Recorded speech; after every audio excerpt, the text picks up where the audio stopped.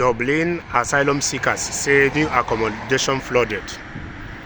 Yes, it's quite very glaring or very clear that it's flooded, but even the streets where they were staying before they were evacuated out of the streets were equally flooded.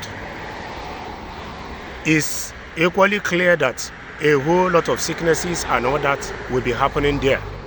People have to be afraid not to get one thing or the other while staying in these flooded accommodations.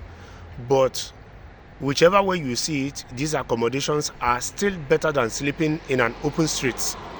Yes, because in that street where they were, they might be obstructing traffic and all that.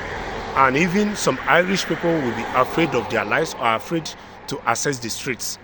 So these people should know that this flooded accommodation is just a temporary thing. It's not a permanent thing. They are keeping them there just to decide what to do with them. If they can return some of them back to the UK, or if they will now pass another legislation to return them to their country of origin. Yes, so the migrants that has been taken to this flooded accommodation, this is part of what comes when you migrate to another person's country. All that glitters are not good or is not good. So they should bear with it and just hope that whatever legislation these people are going to pass might be favorable to them, or it might equally not be favorable. Yes, because it does not depend on them. It depends on the country where they find themselves. It depends on the politicians. It depends whether these politicians are the moment that we decide their fate. If they still have conscience, if they still have the heart of humanity.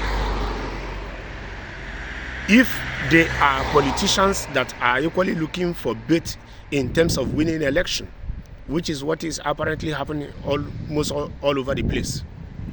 Politicians are just using this immigration issue as a bait to win new voters, to win more elections, to get more followers. So the migrants should just see this place as a temporary place and prepare themselves too, psychologically, emotionally, mentally, and physically, for what is to come, because it might be to their advantage.